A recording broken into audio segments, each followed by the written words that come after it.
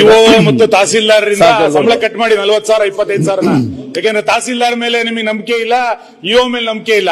ಇವ್ರಿಗೆ ಕೂಡ 25,000, ಅವ್ರಿಗೆ 40,000 ರೂಪಾಯಿನ ಅವ್ರ ಸಂಬಳದಿಂದ ಕಟ್ ಮಾಡಿ. ಅವ್ರಿಗೆ ಇದಕ್ಕೆ ಎಕ್ಸ್ಟ್ರಾ ನೀವು ಸಮಿತಿ ಕೊಟ್ಟರೆ ತೆರಿಗೆ ಹಣ ಕೊಟ್ಟೋದಕ್ಕೆ ನಾಚಿಕೆ ಆಗಲ್ಲ ಸರ್ಕಾರಕ್ಕೆ? ಅದನ್ನು ನೋಡಿ ನೀವು ನಿನ್ನೆಲ್ಲ ಕೂತ್ಕೊಂಡು ಮಾತಾಡಿದಿರಿ ಸರ್. ಅದಕ್ಕೆ ಸಮಿತಿ ಮಾಡೋದಕ್ಕೆ ಯಾರು ವಿರೋಧ ಇಲ್ಲ. ಅಧ್ಯಕ್ಷ ಮೇಲೆ ಇನ್ನೊಂದು ಸಮಿತಿ, ಶಾಸಕರ ಮೇಲೆ ಇನ್ನೊಂದು ಸಮಿತಿ ನೀವೆಲ್ಲ ಕೂತು ಮಾತಾಡಿದಿರಲ್ಲ.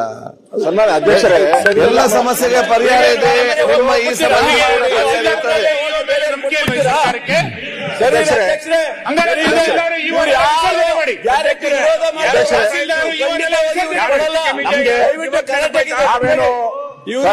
ಸದನ ನಡಿಬೇಕು ಅನ್ನೋರು ನಾವು.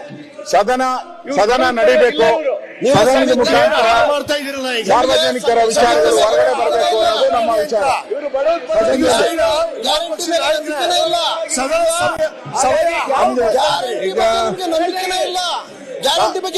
ಇವತ್ತು ಸರ್ಕಾರ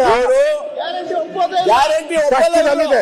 ಹಣ ವಂಚಕಾಗ್ತಾ ಇಲ್ಲ ಸರ್ಕಾರದಲ್ಲಿ. 9 ವಿವಿಗಳನ್ನ ಮುಚ್ಚುತ್ತಾ ಇದೆ. ಇಲ್ಲಿ ಅಂಗನವಾಡಿ ಕಾರ್ಯಕರ್ತರಿಗೆ ಹಣ ಇಲ್ಲ. ಅವ್ರಿಗೆ ಹಾಲಿನ ಸಬ್ಸಿಡಿ ಕೊಡಕ್ಕಾಗ್ತಾ ಇಲ್ಲ. ಅತಿಥಿ ಉಪನ್ಯಾಸಕರಿಗೆ 6 ತಿಂಗಳಿಂದ ಕೊಡ್ತಾ ಇಲ್ಲ. ಈಗ